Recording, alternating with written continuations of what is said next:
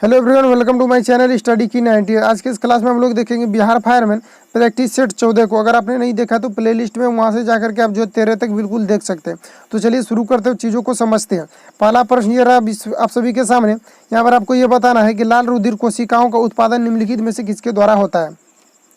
तो लाल रुधिर कोशिका की अगर हम बात करें तो यानी कि आरबीसी आपसे पूछा जाता है, यानी कि रेड ब्लड सेल्स के बारे में आपसे पूछा जा रहा है कि लाल रुधिर कोशिकाओं का उत्पादन में निम्नलिखित में से किसके द्वारा होता है। तो ये आपको यहाँ पर बताना है। तो ये किसके द्वारा, तो ये अस्थित मंजा, यानी अस्थित मंजा में क्या होता है, आरबीसी का निर्माण होता है। यानी लाल रुधिर कोशिकाओं का उत्पादन निम्नलिखित में से किसके द्वारा होता है, तो ये अस्थित मंजा के द्वारा होता है। ऑप्शन नंबर सी स्पष्ट यहाँ पर से हो जाएगा। अगर हम बात करें कि फाइब्रोजिन जो है, अगर यहाँ से ये पूछा जाए, अगर यहाँ पर आपसे ये पूछा जाए कि फाइब्रोजिन क्या है, तो यहाँ पर देखिए फाइब्रोजिन जो होता है ये यकृत से उत्पन्न होता है। कहाँ से, यकृत से उत्पन्न होता है। ठीक है, तो फाइब्रोजिन कहाँ से, यकृत से उत्पन्न होता है, जो रक्त को क्या करता है कि थक्का बनाने में मदद करता है। जब हमारे शरीर में क्या होता है, कहीं पर अगर बॉडी कट जाता है तो वहाँ पर क्या होता है कि रक्त को थक्का बनाने में कौन मदद करता है, फाइब्रोजिन करता है। ठीक है, और जो हेपेरिन एक होता है, हेपेरिन, हेपेरिन क्या करता है, आपका जो हेपेरिन होता है वो क्या करता है कि वो हमारे शरीर में, हेपेरिन क्या करता है कि ये हमारे शरीर में जो है रक्त को थक्का नहीं बनने देता है। और बाकी बात अगर हम बात करें कि वो जो फाइब्रोजिन होता है वो क्या करता है, शरीर में थक्का, यानी कि जब ब्लड जब बहना चालू होता है, कहीं से अगर कट जाता है तो वहाँ पर क्या होता है, रक्त को थक्का बनाने में कौन मदद करता है, फाइब्रोजिन करता है। और शरीर के अंदर हेपेरिन जो होता है वो रक्त को थक्का जमने से जो रोकता है। तो यहाँ पर आपसे क्या पूछा जा रहा है कि लाल रुधिर कोशिकाओं यानी आरबीसी जो होता है आपके शरीर में, रेड ब्लड सेल्स, वो जो है कहाँ पर उत्पन्न होता है, तो ये अस्थित मंजा में होता है। ऑप्शन नंबर सी स्पष्ट यहाँ पर सही हो जाएगा। चलिए नेक्स्ट पास आगे बढ़ते हैं।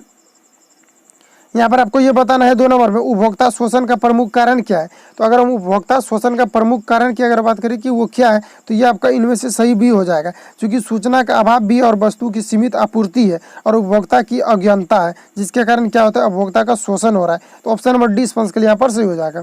चलिए नेक्स्ट पास आगे बढ़ते हैं।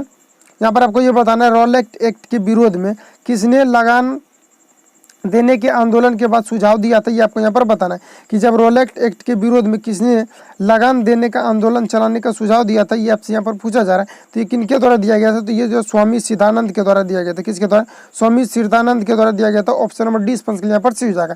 अगर हम बात करें कि रोलेट एक्ट जो ये कब लागू हुआ था, तो अगर रोलेट एक्ट के बारे में आपसे पूछा जाए ये कब जो है लागू हुआ था, तो ये 1919 में हुआ था। कब हुआ था, 1919 में। ये क्या था, एक काला कानून था जिसमें कि किसी व्यक्ति को शंका के आधार पर उसे अरेस्ट कर लिया जाता था, सिर्फ शंका के आधार पर, जिसके कारण इसे काला कानून भी कहा गया। तो ऑप्शन नंबर डी स्पष्ट के लिए यहाँ पर सही है।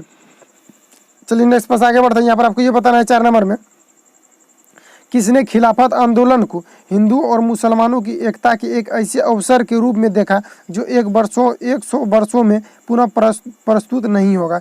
ये जो है किसने देखा था, तो ये महात्मा गांधी के द्वारा देखा गया था। ऑप्शन नंबर डी सी स्पष्ट के लिए यहाँ पर सही हो जाएगा, क्योंकि महात्मा गांधी ने क्या देखा कि खिलाफत आंदोलन के दोनों हिंदू और मुसलमानों के एकता के एक ऐसे अवसर को देखा जो 100 वर्षों में पुनः प्रस्तुत नहीं किया जा सकता है। तो किसके द्वारा, तो महात्मा गांधी के द्वारा देखा गया। ऑप्शन नंबर सी स्पष्ट यहाँ पर सही हो जाएगा। अगर हम बात करें कि ये जो खिलाफत आंदोलन है इसका जो है कब शुभारंभ हुआ था, यानी कब प्रारंभ हुआ था, खिलाफत आंदोलन कब से चलाया गया था, तो ये जो 1919 में कब चलाया गया था, 1919 में। ये जो है 1919 से 1922 तक कब चलाया गया था, 1919 से जो है 1922 तक ये चलाया गया था। इनके बीच ये चलाया गया था खिलाफत आंदोलन। तो ऑप्शन नंबर सी स्पष्ट यहाँ पर सही हो जाएगा।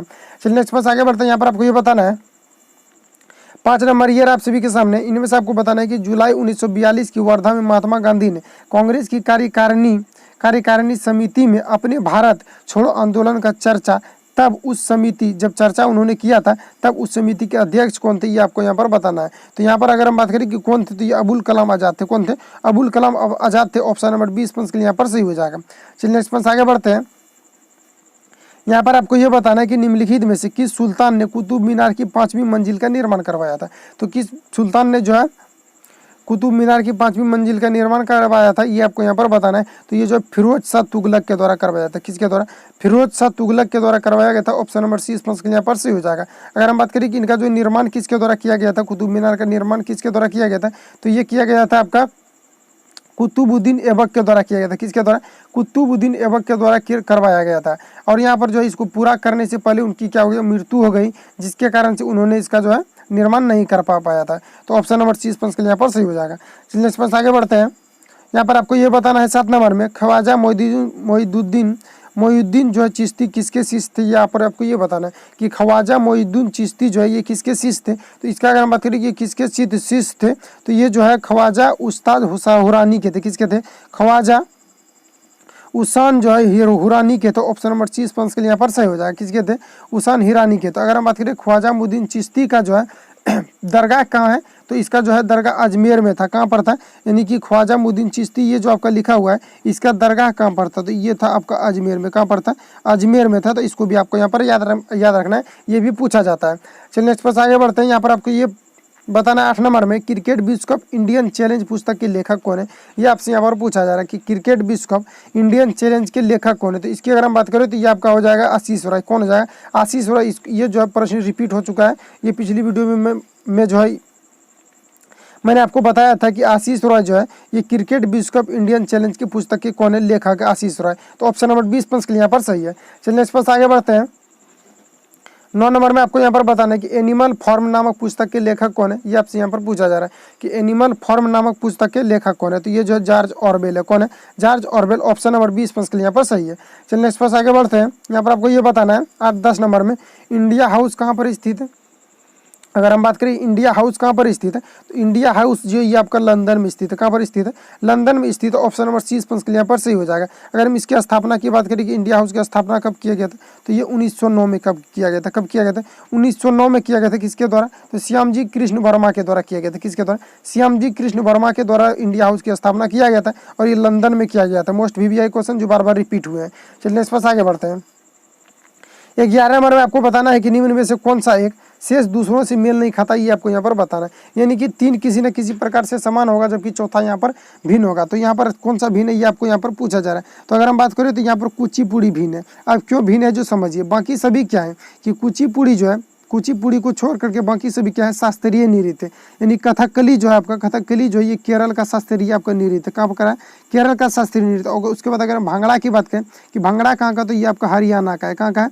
हरियाणा का शास्त्रीय नृत्य। उसके बाद अगर हम कुचिपुड़ी की बात करें तो कुचिपुड़ी कहाँ का है आपका तो ये आंध्र प्रदेश का। कहाँ का है? ये आंध्र प्रदेश का शास्त्रीय नृत्य। भारतनाट्यम कहाँ का है? ये तमिलनाडु का है। कहाँ का है? तमिलनाडु का है ये भारतनाट्यम। तो यहाँ पर देखिए ये जो कुचिपुड़ी जो है ये कुचिपुड़ी शास्त्रीय नृत्य आपका नहीं है। बाकी ये जो है कथकली भांगड़ा और ये भारतनाट्यम ये शास्त्रीय नृत्य है। बाकी कुचिपुड़ी जो है ये शास्त्रीय नृत्य नहीं है। इसलिए यहाँ पर ऑप्शन नंबर 30 पंच के लिए यहाँ पर आपका सही है। क्योंकि ये जो है कुचिपुड़ी जो है ये क्या है?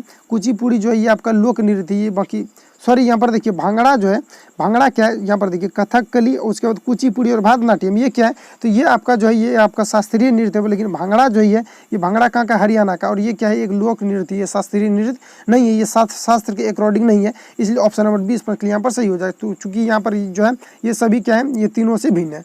चलिए नेक्स्ट पास आगे बढ़ते हैं। यहाँ पर आपको ये बताना है 12 नंबर में अंतर्राष्ट्रीय चावल अनुसंधान संस्थान कहाँ पर स्थित। तो अंतर्राष्ट्रीय चावल अनुसंधान संस्थान की अगर हम बात करें तो ये हो जाएगा आपका लॉस बानोस में हो जाएगा। ऑप्शन नंबर 30 पंच यहाँ पर सही हो जाएगा जो फिलीपींस में है। ठीक है, तो ऑप्शन नंबर 30 पंच यहाँ पर सही है। चलिए नेक्स्ट पास आगे बढ़ते हैं। यहाँ पर आपको ये बताना नाबार्ड का मुख्य कार्य क्या है।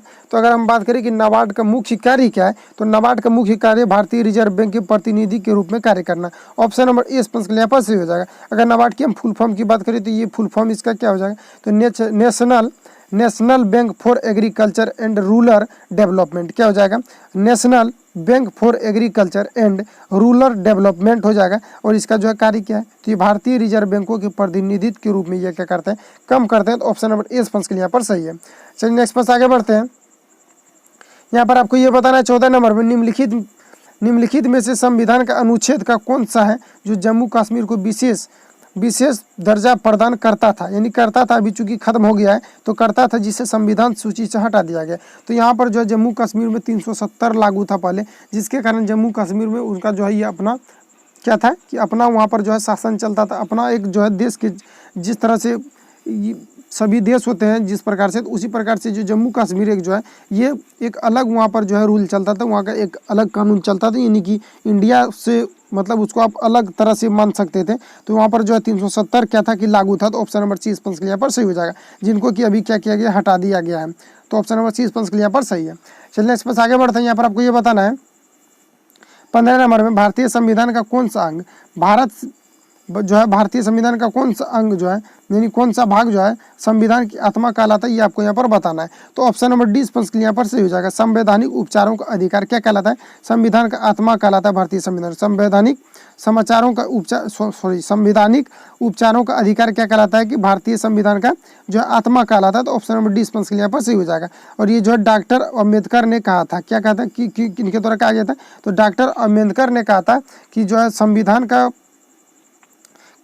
का यानी कि जो संवैधानिक उपचारों का जो अधिकार है ये क्या है? ये हमारे संविधान का क्या है? आत्मा है। तो ऑप्शन नंबर डी स्पष्ट यहाँ पर सही हो जाएगा। चलिए नेक्स्ट पास आगे बढ़ते हैं। यहाँ पर आपको ये बताना है क्लोरोफॉर्म का प्रयोग किस रूप में किया जाता है? तो क्लोरोफॉर्म की अगर हम बात करें तो क्लोरोफॉर्म का सबसे पहले हम सूत्र जान लेते हैं। इसका जो सूत्र होता है CH3Cl3 होता है। क्या होता है?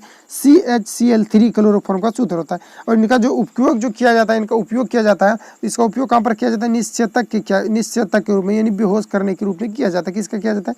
क्लोरोफॉर्म का उपयोग किया जाता है। ऑप्शन नंबर 20 यहाँ पर सही हो जाएगा। चलिए नेक्स्ट पास आगे बढ़ते हैं।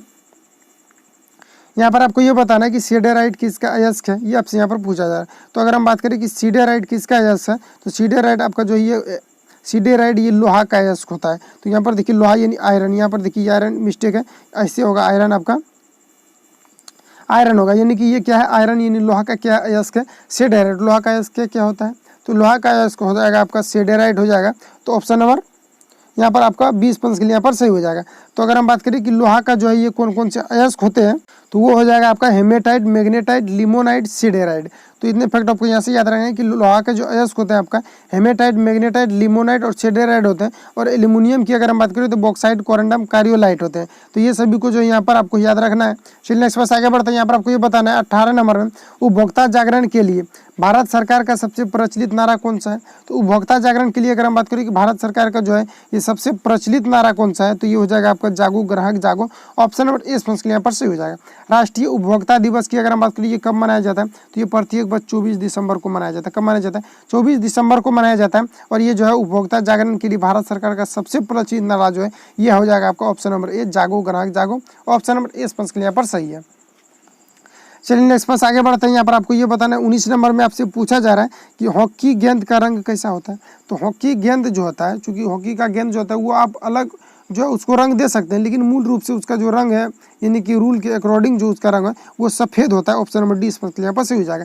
क्योंकि हॉकी का जो बॉल होता है उसका रंग कैसा होता है? तो ये होता है आपका ऑप्शन नंबर डी यानी कि सफ़ेद होता है। और हॉकी जो है ये भारत का राष्ट्रीय खेल है, साथ में ये पाकिस्तान का भी राष्ट्रीय खेल है। भारत और पाकिस्तान का राष्ट्रीय खेल क्या है? तो ये आपका है हॉकी। तो ऑप्शन नंबर डी स्पष्ट यहाँ पर सही हो जाएगा। अगर हम बात करें कि इस गेंद का वजन कितना होता है, ये अगर आपसे पूछा जाए तो ये जो है इस गेंद की अगर वजन की हम बात करें तो 155 ग्राम से 165 ग्राम होता है। कितना होता है? 155 ग्राम से 165 होता है। और ये भारत पाकिस्तान का क्या है? राष्ट्रीय खेल है। चलिए नेक्स्ट पास आगे बढ़ते हैं। यहाँ पर आपको ये बताना है 20 नंबर में स्वर्ण कमल पुरस्कार का संबंध किससे है? तो स्वर्ण कमल पुरस्कार की अगर हम बात करें कि ये जो है किससे संबंधित है, तो स्वर्ण कमल पुरस्कार जो ये आपका संबंधित है यानी कि फिल्म से। ऑप्शन नंबर 20 यहाँ पर से हो जाएगा। किससे संबंधित है? फिल्म से। अगर हम साहित्य की बात करें तो साहित्य के क्षेत्र में आपका ज्ञानपीठ पुरस्कार दिया जाता है। क्या जाता है? ज्ञानपीठ पुरस्कार जो ये साहित्य के क्षेत्र में दिया जाता है। अगर हम बात करें कि पराक्रम जो है, पराक्रम में कौन से पुरस्कार को प्रदान किया जाता है, तो पराक्रम की अगर हम बात करें तो इसमें जो अशोक चक्र अवार्ड दिया जाता है। क्या दिया जाता है? इसमें अशोक चक्र अवार्ड आपका दिया जाता है। किसके क्षेत्र में दिया जाता है? पराक्रम के क्षेत्र में दिया जाता है। अगर हम ये बात करें कि खेलकूद के क्षेत्र में कौन सा पुरस्कार दिया जाता है, तो इसमें राजीव गांधी पुरस्कार दिया जाता है। कौन सा दिया जाता है? राजीव गांधी पुरस्कार जो दिया जाता है ये आपके खेल के क्षेत्र में दिया जाता है। तो यहाँ पर आपसे क्या पूछा जा रहा है कि स्वर्ण कमल पुरस्कार का संबंध किससे? तो स्वर्ण कमल पुरस्कार की अगर हम बात करें कि इसका जो संबंध किससे है, तो ये फिल्म के क्षेत्र में दिया जाता है स्वर्ण कमल पुरस्कार। तो ऑप्शन नंबर 20 के यहाँ पर सही है। तो मिलता है नेक्स्ट वीडियो के साथ। आज कम ही प्रश्न लेकर के आए थे, सिर्फ 20 प्रश्न लेकर आए थे। और कल से जो आपका फिर उसी प्रकार से 30 प्रश्न जो है चलते रहेगा, जो आपका चलता है प्रैक्टिस सेट में। तो मिलता है नेक्स्ट वीडियो के साथ। अगर चैनल पर पहली बार है तो चैनल को सब्सक्राइब करें, लाइक एंड कमेंट शेयर जरूर करें, ताकि हमें मोटिवेशन मिले और आप जो है मैं अच्छे कंटेंट को आपको दे पाऊँ। तो मिलता है नेक्स्ट वीडियो के साथ। Thank you for watching. Best of luck. जय भारत।